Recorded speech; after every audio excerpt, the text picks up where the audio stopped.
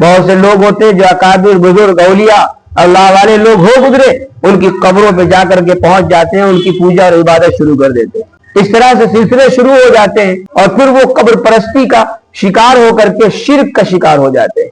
ایسا ہوتا ہے حضرت، اب آپ خود اندازہ لگائیے، حضرت قیس ابن سعد رضی اللہ تعالیٰ عنہ ملک شام جاتے ہیں، سیریا، وہاں انہوں نے دیکھا کہ وہاں کا جو بادشاہ ہے، سردار ہے، اس کی قوم اس کا سجدہ کرتی ہے۔ واپس آتے ہیں، ذہن میں بات چلی کہ بھئی اس بادشاہ کی تو کوئی حیثیت نہیں ہے، اور ہمارے نبی جو ہے حضرت محمد مصطفیٰ صلی اللہ علیہ وسلم، وہ تو تمام پیغمبروں کے سردار ہیں، خاتم النبیین والمرسلین ہیں، اللہ کے سب سے زیادہ برگزیدہ اور محبوب ہیں، محبوب کبریا ہیں۔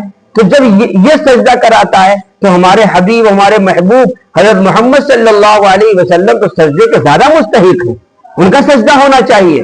واپس آتے ہیں، حضور اکرم صلی اللہ علیہ وسلم کی خدمت میں عرض کرتے ہیں، اللہ کے نبی صلی اللہ علیہ وسلم، میں نے شام میں دیکھا ہے، وہاں کا جو بادشاہ ہے، سردار ہے، قوم اس کا سجدہ کرتی ہے، آپ اس کے زیادہ مستحق ہے، آپ اجازت دیجیے ہم سجدہ کریں آپ کا۔ حضور ارشاد فرماتے ہیں، ذرا یہ بتاؤ قیس، جب ہم دنیا میں نہیں ہوں گے تو کیا تم میری قبر کا بھی سجدہ کرو گے؟ تو حضرت قیس کہتے ہیں، دیکھیے صحابی کے ذہن میں بات ہے، وہ کہتے ہیں کہ نہیں، اے اللہ کے نبی صلی اللہ علیہ وسلم، آپ کی قبر کا سجدہ نہیں کریں گے۔ کیوں؟ اس لیے کہ اللہ کی عبادت ہو سکتی اور اللہ کے علاوہ کسی اور کا سجدہ اور پوجا کسی اور کی نہیں ہو سکتی۔ اے سعد، اے قیس، فرمایا کہ لو کنت آمرا احدا لاحد ان یسجد، اگر میں کسی کو کسی کے سجدے کا حکم دیتا، یعنی میری شریعت کے اندر اگر اللہ کے علاوہ کسی کا سجدہ کرنے کی اجازت ہوتی، لامرت النساء ان یسجدن لازواجہن، تو میں عورتوں سے کہتا کہ تم اپنے شوہروں کا سجدہ کیا کرو۔ کیوں؟ اس لیے کہ عورتوں پر شوہروں کا مقام، ان کا مرتبہ بلند ہے، ان کے حقوق زیادہ ہیں، اس لیے میں عورتوں سے کہتا کہ وہ اپنے شوہروں کا سجدہ کیا کریں۔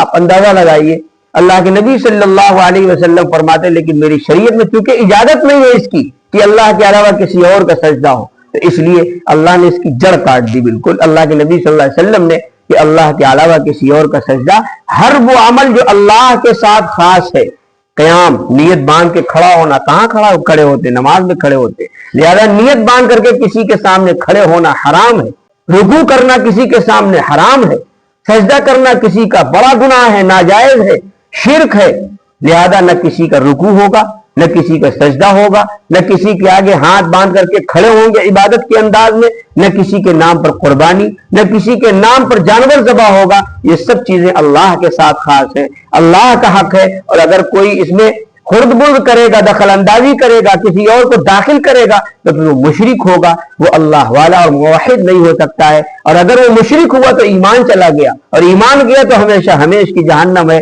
کبھی بھی جہنم سے نکل نہیں پائے گا، اللہ حفاظت فرمائے۔ ثم یوم القیامت یکفر بعضکم ببعض، اللہ فرماتے ہیں پھر قیامت کے دن انکار کرے گا تم میں سے بعض کا، یعنی جو تم اللہ والوں اور اولیاء اور بزرگوں کے سامنے سجدہ ریز ہو رہے ہو، کل قیامت کے دن یہ اللہ والے اور بزرگ کہیں گے میرا تیرا کوئی واسطہ نہیں، تو نے میرا سجدہ کیوں کیا تھا؟ یہ مورتیاں، یہ پتھر کہیں گے کہ تم نے مجھے کیوں پوجا تھا؟ کیا ہم نے تم سے کہا تھا؟ تو یہ اللہ تعالیٰ فرماتے ہیں کہ اس طریقے سے وہ انکار کریں گے ان کی عبادت کا۔ وَيَلْعَنُ بَعْضُكُمْ بَعْضًا، اور ایک دوسرے پر لعنت بھیجیں گے، لعنت بھیج رہے ہوں گے ایک دوسرے پر۔ وَمَأْوَاكُمُ النَّارُ، اور تمہارا ٹھکانہ جہنم ہوگا۔ وَمَا لَكُم مِّن نَاصِرِينَ، اور تمہارا کوئی مددگار نہیں ہوگا۔ وہاں مددگار اللہ صرف انہی لوگوں کا ہوگا جو اللہ والے ہوں گے، جو اللہ پر ایمان رکھنے والے ہوں گے۔ اس لیے اپنے ایمان کی ہر پل نگرانی کرنی چاہیے، ہمیں اور آپ کو عقیدت کے اندر بہہ نہیں جانا چاہیے، اور ہر چیز کی ایک حد ہے، بتایا تھا نا اس سے پہلے بات آئی تھی، ہر ایک کی ایک حد ہے۔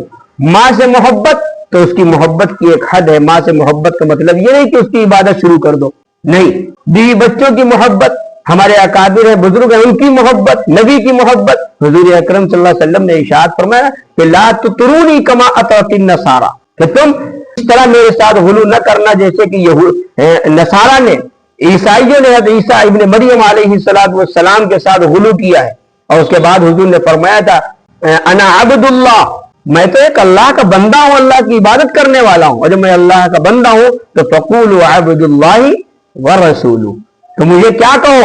عبد اللہ ورسولہ کہو کہ اللہ کا بندہ اور اس کا رسول۔ لہذا ہمیں کلمہ سکھایا اشہد ان لا الہ الا اللہ واشهد ان محمدا عبده ورسوله، کہ گواہی دیتا ہوں میں کہ اللہ کے سوا کوئی معبود نہیں، اور گواہی دیتا ہوں میں کہ حضرت محمد صلی اللہ علیہ وسلم اللہ کے بندے پہلے، اس کے بعد وہ رسول اور اس کے رسول ہیں، لہذا ہر چیز کا جس کا جو حق ہے اسی کے اندر رہیے، اس سے باہر کریں گے تو غلو ہو جائے گا۔ اللہ تعالی ہمیں سمجھ عطا فرمائے، اور اللہ تعالی ہم سب کو اپنے ایمان کی حفاظت کی فکر اور اسی طرح نیک اعمال کرنے کے گناہوں سے بچنے کی توفیق عطا فرمائے۔